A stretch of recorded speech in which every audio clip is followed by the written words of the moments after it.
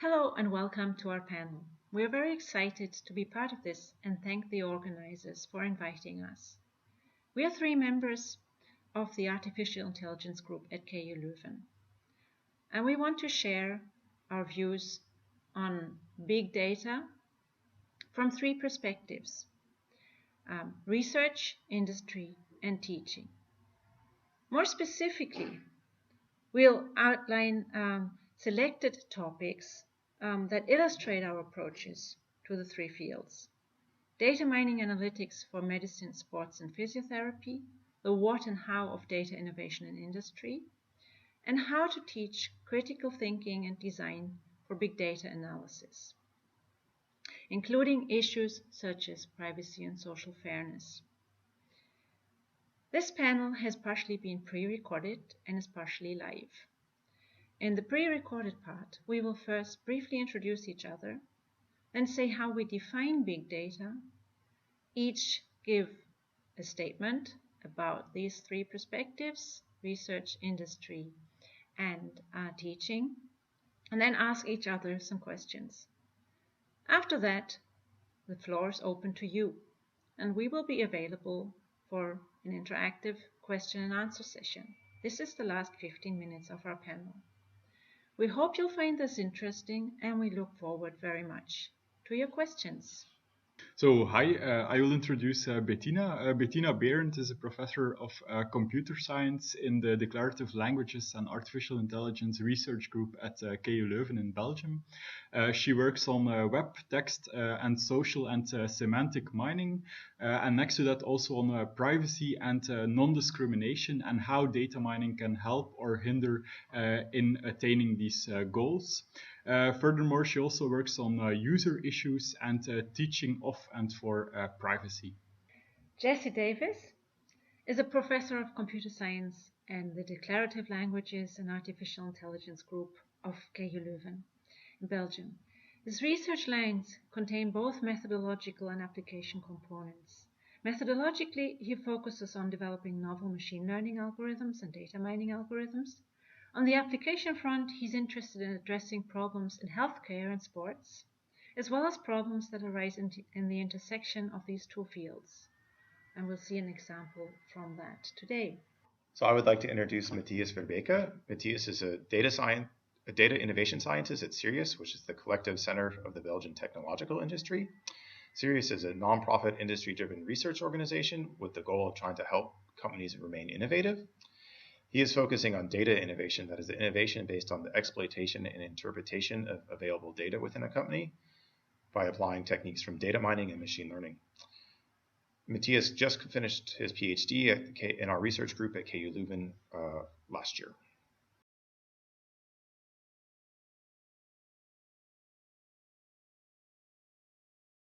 For me, big data is the name to data that has arisen due to a confluence of different factors. So we've always been able to collect data. How we've stored it traditionally is in paper. Within the last 50 years now, we're able to store all this data that we collect electronically, which helps facilitate analysis. The second thing that's happened is that we're able to collect data now about many different phenomena. So we do things online, so that generates traces. We have cheap cameras, we have motion detectors, and we have many other different types of sensors that allows us to collect data about things that we couldn't before. Third, we have better algorithms for analyzing this data that we collect so that we can extract interesting and novel patterns as well as build predictive models.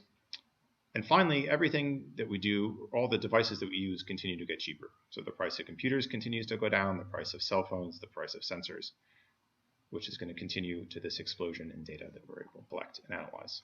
Thank you, Jessie.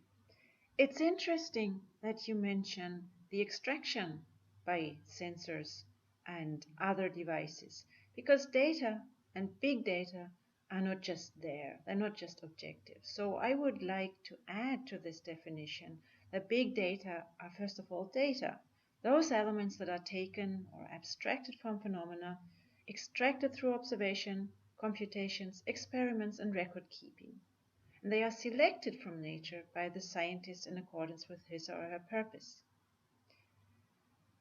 Apart from that, what makes data big data?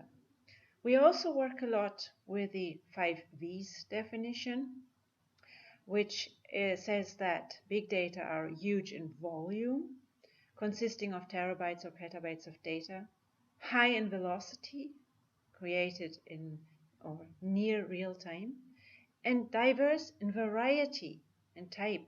They are structured, they are unstructured, they're often temporally and spatially referenced. What is often added to this is the veracity of big data. These data need to have integrity, and people need to trust it and use it to make decisions confidently. There's also value because ultimately big data or any data need to have value to be useful. And Matthias is going to say more about this now. Beyond the hype of big data, I think that the data is only valuable when it can be used to get new insights out of it. And in most cases, also in an industrial setting, it does not really concern or not always concern large volumes of data, but rather data sets that are complex to understand and to handle. Having access to the right data with the right quality thus is essential, and furthermore it also requires the necessary and right data science skills such as data mining, machine learning and statistics in order to be able to draw the right conclusions from it. The latter also implies that it goes beyond mere data crunching, and in addition it requires prior knowledge of the application domain, so the so-called human in the loop, in order to gain an initial understanding of the nature, the type and the quality of the data under study. Ideally, data scientists are already involved during the data capturing phase.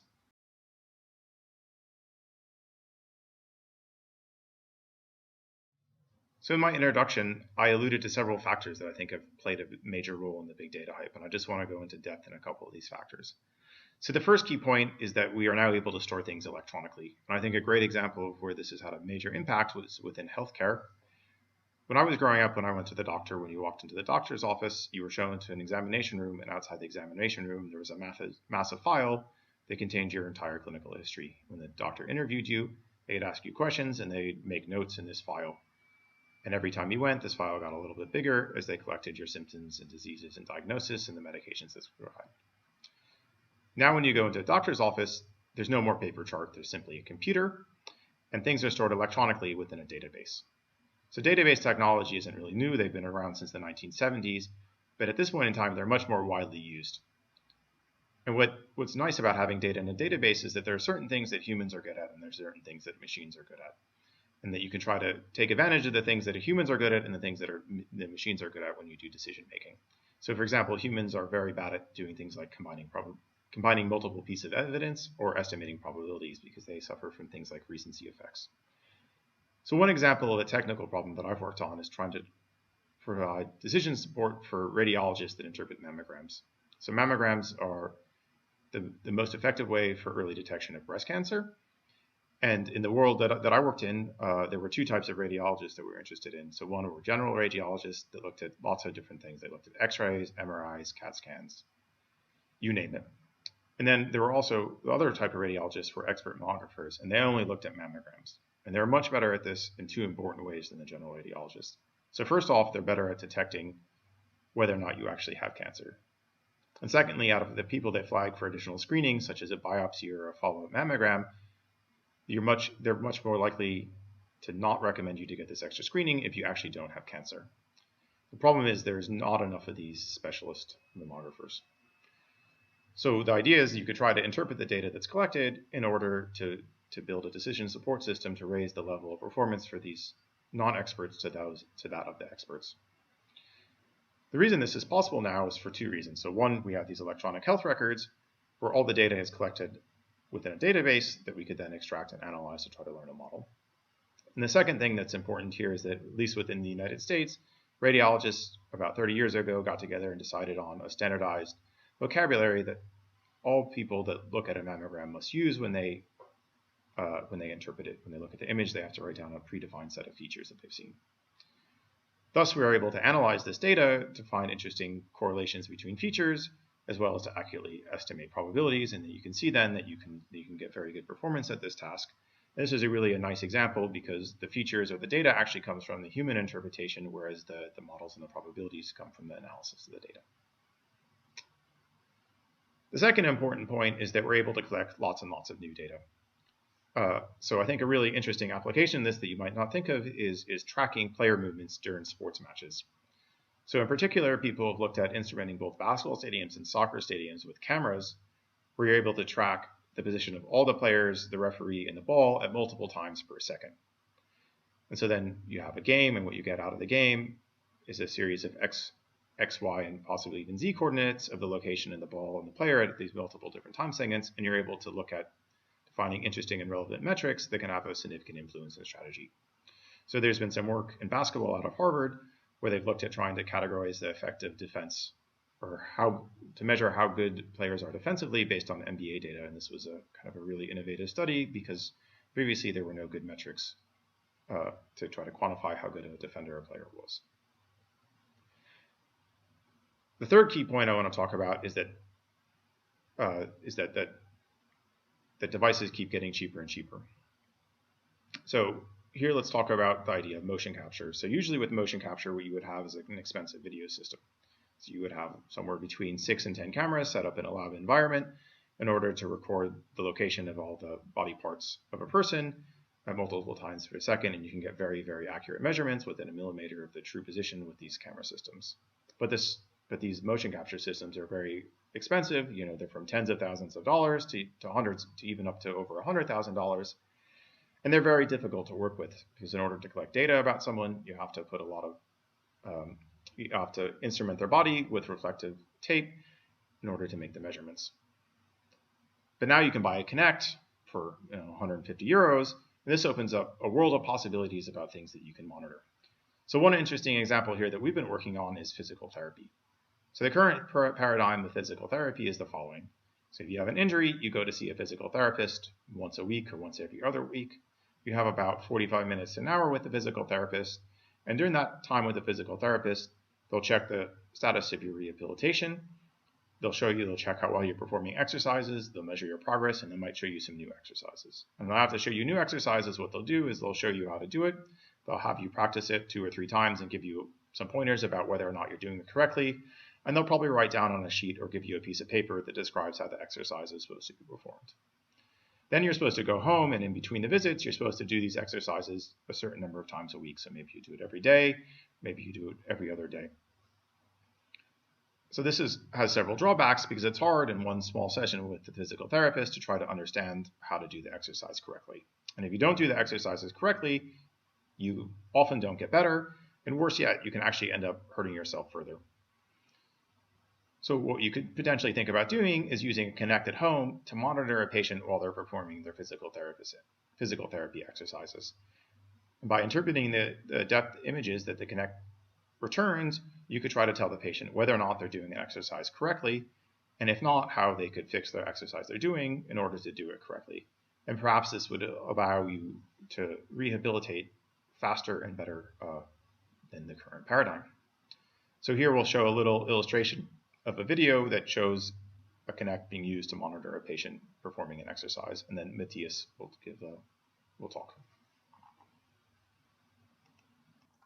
So now I'm going to explain a video that we're going to show you about someone being monitored while performing a typical physical therapy exercise, a lunge with a Kinect. And so what a Kinect returns is a 3D point cloud. So it reflects off the surface of your body, and the goal when you're doing this tracking is you want to locate the positions of certain joints in the body. So you want to know where things are, like each of the person's knees, as well as the foot. So when you're monitoring a lunge, what you want to make sure is that the front of the knee does not go over the tip of the big toe on the forward foot of the lunge, because that places undue stress on the knee. And so we get back this 3D point cloud, which is just showing the surface of the person's body. And what we want to do then is we have to infer this hidden state, which is the position of each of the joints that we're interested in. So we'll see in the video, what we'll see is we'll see the red dots, which are the 3D point cloud, and then 2 different ways for trying to track the actual location of the joints, which are shown with blue lines and with white lines. So here what we see are the 3D point cloud, which is shown in red. What we're going to see is the person moves one leg forward, they put their foot down, and we have two ways of tracking where the position of the joints are. And what we can see is that there's a white method and a blue method, and the white method is much more closely aligned with the actual motion of the body.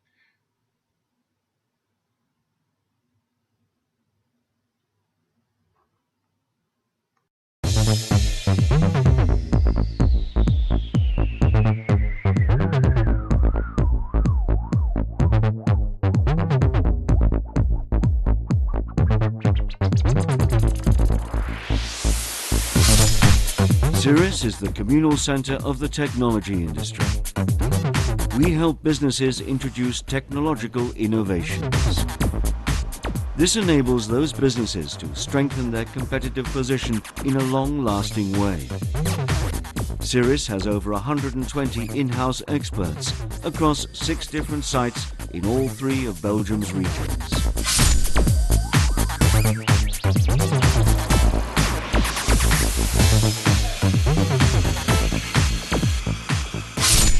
At CIRIS, we develop knowledge in-house, whilst keeping a finger on the pulse of developments elsewhere in the world.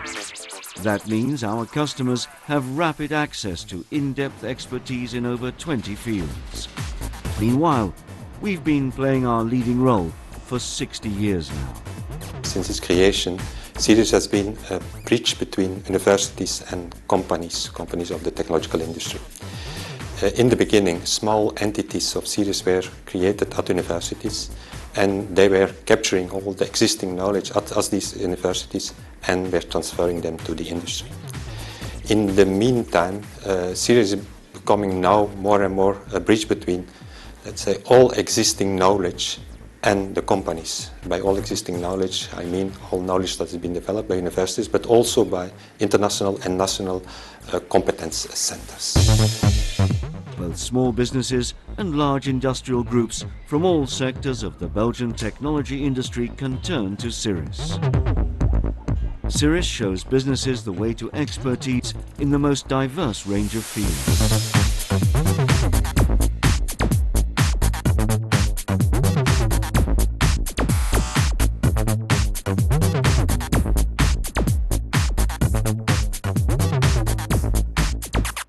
Where necessary, we can also call on external knowledge partners and specialist companies, universities, knowledge centers, and research institutes. The future looks very bright. With rapidly growing and changing technologies, new technologies are coming up, yes, the role of our center becomes more and more important because in order to survive in the world, you need to have top products, and top products need top technologies.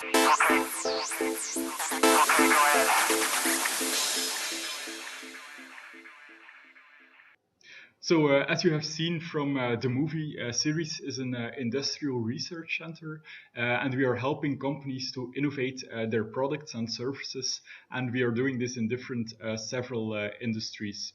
Like additive manufacturing, materials engineering, mechatronics, and sustainability as a cross-domain.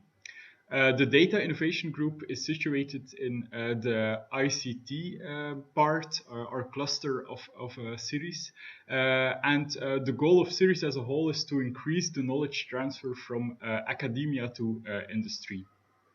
From within this ICT cluster, data and more importantly, data innovation are becoming more important, and they have an impact in many different sectors and industries, also within the other clusters in which CIRIS operates.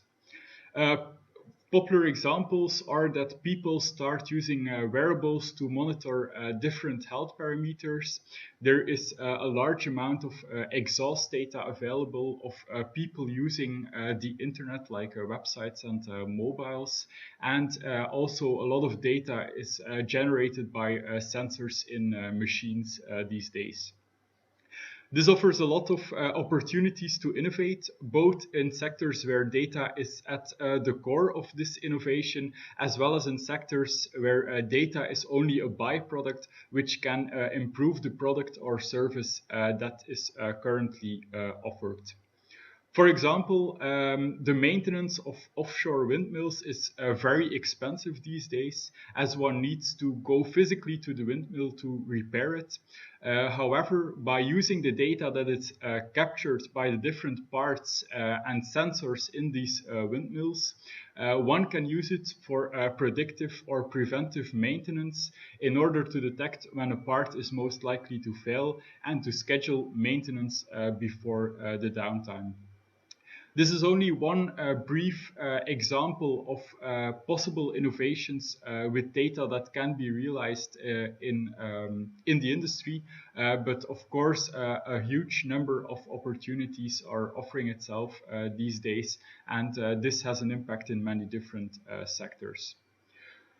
So major opportunities are that data can help for decision to support and to understand the complex data sets that businesses are faced with. And one of the limitations is that a good understanding of data science is required, and this often requires has the need of having a human in the loop. So a person that knows about the domain and knows about data science and is able to interpret the results and to assess the quality of the data. So optimally, this person is present during the whole data science cycle, so starting from the data selection up to the interpretation of the results. Also, security and privacy concerns are becoming more and more important, both in the data capture and the transfer, as well as after the analysis is done and the results need to be interpreted. But I'll come back to that with a question to Bettina, who is doing research in this domain, in the next part of this panel.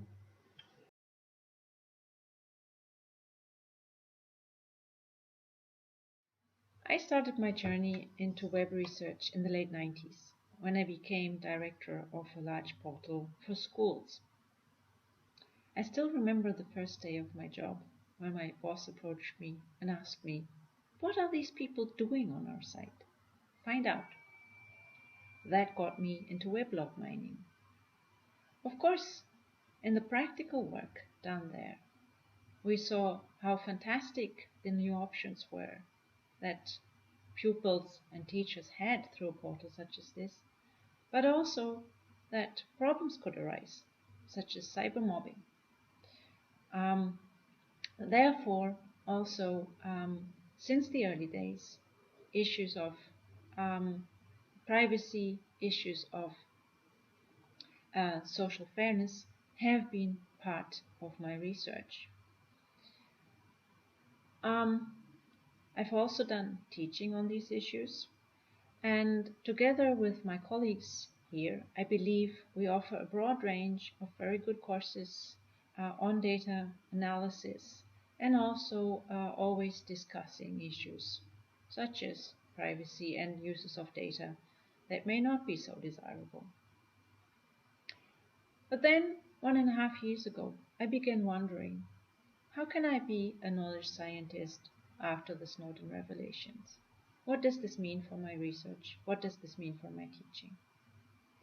I was very lucky to meet Jeffrey Rockwell, who's also speaking at this conference, Marco Büchler, and some other colleagues who were also interested in this question. And we found that AI people and digital humanists are in a sense in the same boat. We all analyze large volumes of personal data. Some living people, such as Twitter texts, some dead people, such as when we look at corpora of letters.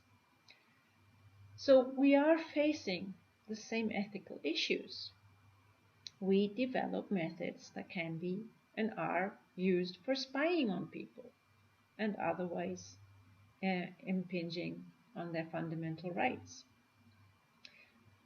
This does not need to be a secret service or an internet giant. Consider this map produced by the ride-sharing service Uber. They thought, well, what's in our data? We know where people went from A to B, and we believe that if someone went somewhere late in the evening and returned the next morning, it was probably a one-night stand. So how does this distribute across the US? And they mapped different cities. This is San Francisco. The darker the area, the more likely you will be having a ride to a one-night stand here. Now, of course, this was partially a publicity stunt. And it may have been that the Uber people actually expected the public outcry that ensued. But judging from what I see in my daily work as a researcher and as a teacher, I believe it could just as well have been in total innocence. They thought, well, these data are anonymized. What the hell? So, in our working group, we believe that it is our ethical responsibility to address such issues, to also explain what could be problematic about anonymized data. It is not our task to say what's right or wrong, but to enable and support structured debate about the issues. We then investigated what our roles are as academics and how we can act in these roles. Jesse already talked a bit about the practical arrangements that implement ethical behavior with regard to dealing with personal data in his research areas. I would like to focus on teaching. So the approach we were taking was to say this needs to be integrated into the everyday work of the computer scientist, of the computer science student. It also needs to take into account different perspectives because there is no one right or wrong. It needs to take interdisciplinary things into account. And there should be some degree of reciprocal teaching. So how did we go about this? I have been teaching a course, Knowledge and the Web, for a couple of years now. In this, students get together in teams and develop a data analysis project. They develop a question, gather data from the web, link it, and analyze it. We got together with another course that was new last year called Privacy and Big Data. This course is led by my colleague Claudia Diaz from the Department of Electrical Engineering. And in this course, students learn about privacy techniques such as anonymization and encryption, but also about interdisciplinary aspects such as the legal issues surrounding privacy. For this end, our colleague Fanny Coder from the Leuven Institute for Law and ICT gave a couple of lectures on legal understandings of privacy and data protection law and principles such as data minimization and purpose limitation.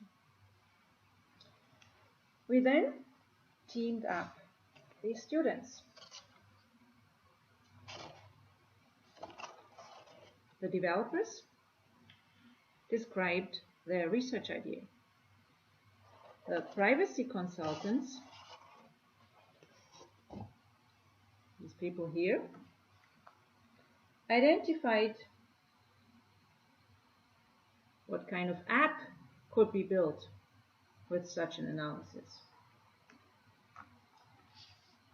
We then formed new groups of privacy consultants to look at these apps and deliver an initial privacy impacts assessment and design advice.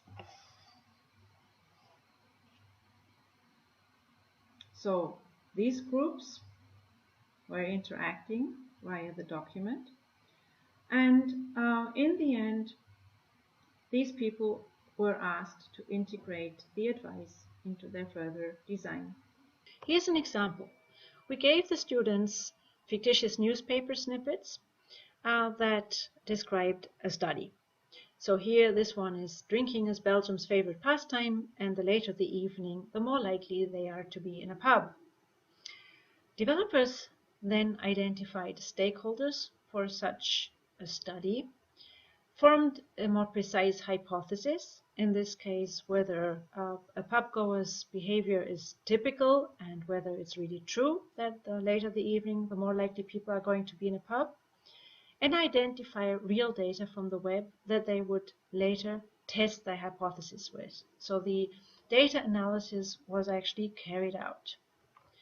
Privacy consultants then at this stage described a fictitious app that would use such data analysis. In this case, they proposed a quantified self-thing for monitoring your drinking behavior, a basis for independent research which would be good for society, and means for parents for controlling their children. Developers read these descriptions and gave feedback, here shown in blue, where they thought this wasn't really describing it well or it would be an unrealistic description. We asked privacy consultants to use guidelines that we provided to first describe the information flows, then identify why the different stakeholders might be interested in collecting, using, and sharing the information, and how this could impact individuals' privacy. We also asked them to give advice to the developers for limiting this impact, structured by legal principles, data minimization, and use limitation, but using computational techniques they had learned about anonymization, encryption, and privacy-preserving data mining in particular. In this case, the consultants recommended to use anonymization and information reduction. Anonymization because they found that people knowing about who spends the night where and drinks what could be a serious privacy threat. So they advised to use anonymization to produce a database that could then be released also to third parties. For parents, they identified that it wouldn't make much sense if you got information about an anonymized child. So there was information reduction. Only an alarm message would be sent and no full details about the check-ins and drinking behaviors. Now, anonymized data sounds very nice and harmless, but the group also identified possible mission creep. For example, insurance companies could detect that in different towns there is heavy drinking and thereby increase insurance premiums. As a result, we got lots of good interaction, good insight, and also some impact on design. The analysis was not perfect, of course not on the legal side, but also some interesting limitations on the computational side, such as difficulties in the description of data flows. In the limited time we had, essentially 10 hours of teaching and 2 weeks of time, we had to focus on awareness building rather than skill building. Skills would need an extra course, and actual methods for this are still emerging. Keyword privacy by design. In the future, we want to align our guidelines and teaching better with those methods and extend the study. And we're very interested in collaborating on that, doing joint teaching projects. So if you're interested, do let us know.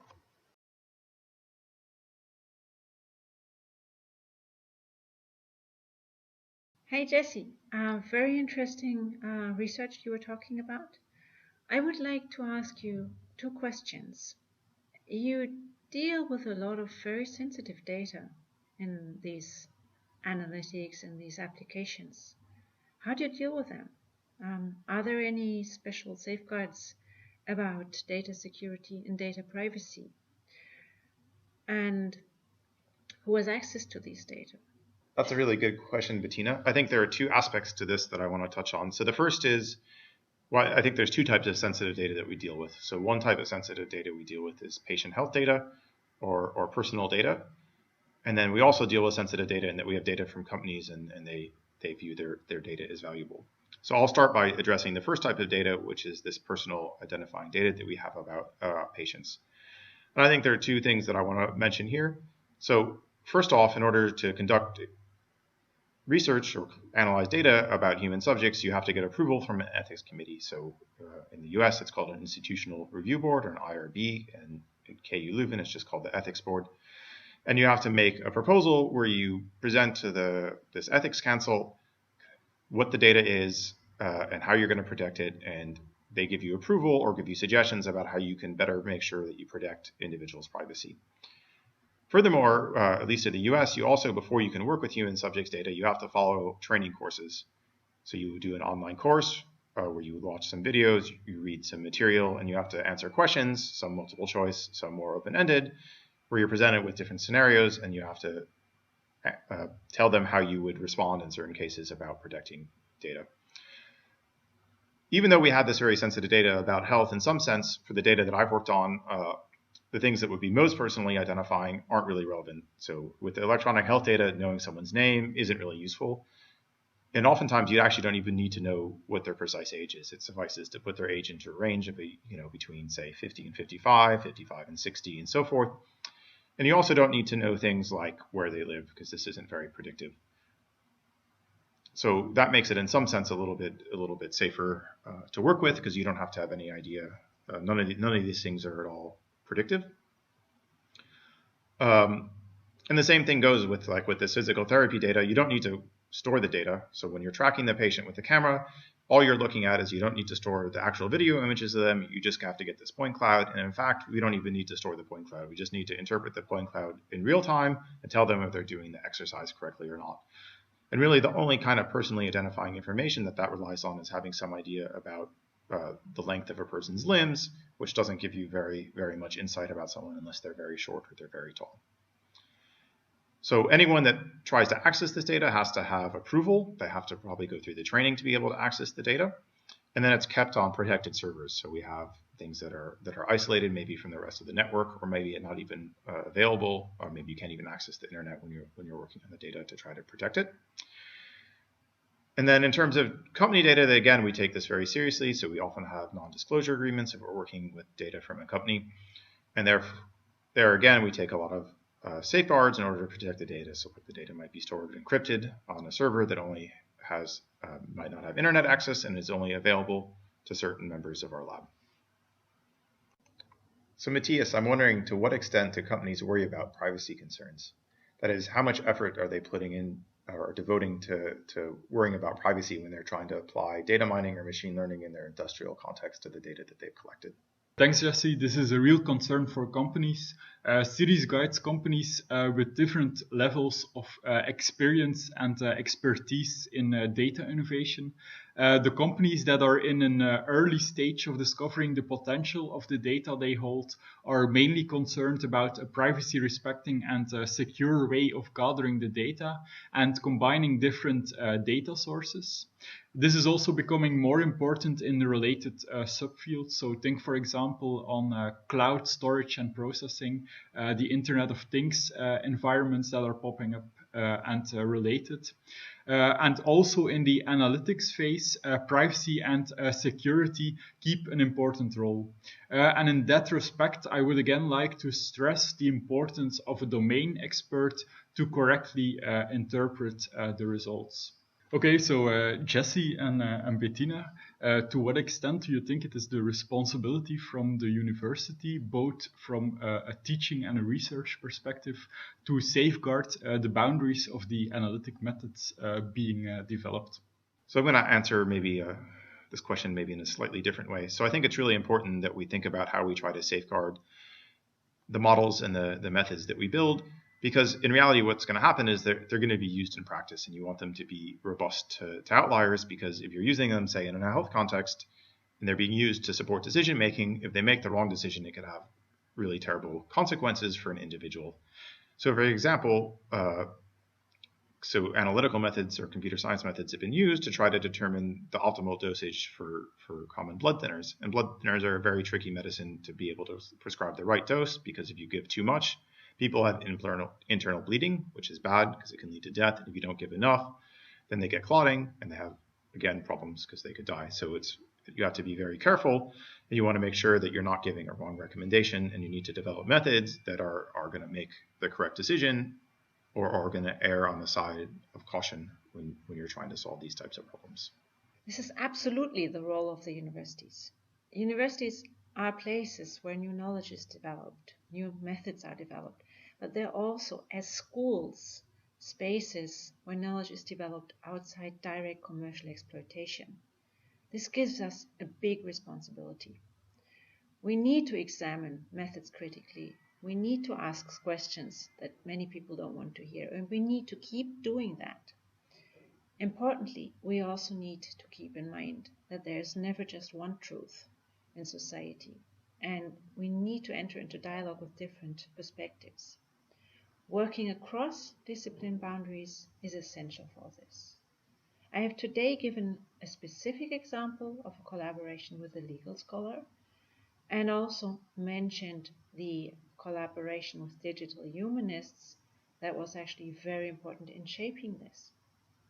I believe that such collaborations and exploring how to communicate these thoughts and how to communicate the results of our thoughts in a wider context to a wider public through teaching are essential way forward towards socially beneficial and democratic uses of big data, as well as their continued contestation, which is essential for progress.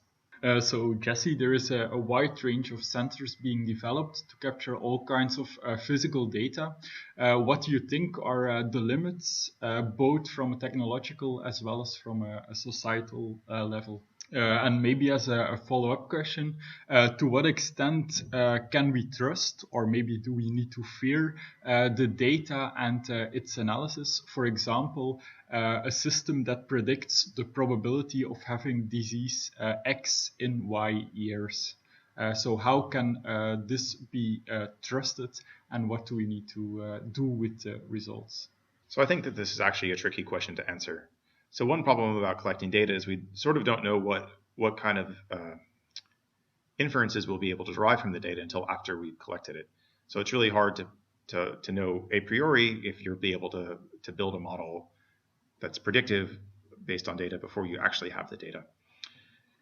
More generally, I think you do have to also be wary of your applying analysis, especially if you're using a black box analysis. So most machine learning and data mining techniques don't necessarily produce interpretable outputs. You might get a model that's just a bunch of numbers and it makes predictions, and you don't know if you're doing this kind of black box modeling if your model is making predictions based on characteristics or features that could be deemed discriminative. And I think that's something that we all need to be careful about. And I think a really important direction for machine learning and data mining algorithms is making sure that we have approaches that are interpretable and transparent in terms of their reasoning and their decision making. Bettina, I'm wondering when you think we need to begin educating members of society about the risks of technology. That's a really interesting question, Jesse. I believe the answer is early, and the more qualified answer is as early as necessary, but with the right ways of talking about it. I think in this sense, data and data techniques are like any other technology or any other social phenomenon we're living with. Take a hot stove. A hot stove is wonderful for making us food. A hot stove is also something you can burn your fingers on. When do you need to know that you can make warm food with it? As soon as you need to make your own food. When you need to know that it's hot? As soon as you start walking around the kitchen.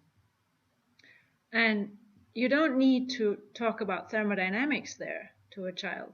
You just need to explain it at a level that makes sense. Take other people.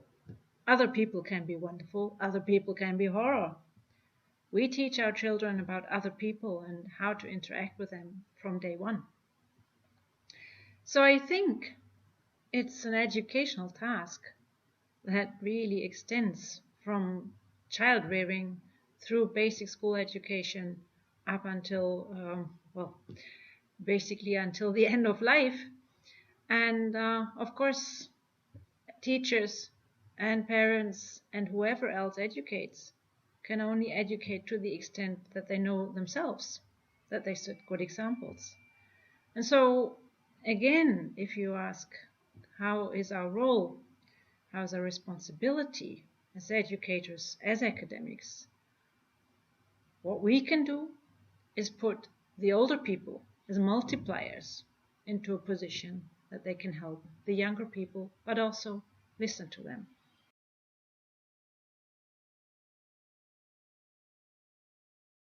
So that was our part. Now it's your turn. We look forward to your questions. Thank you.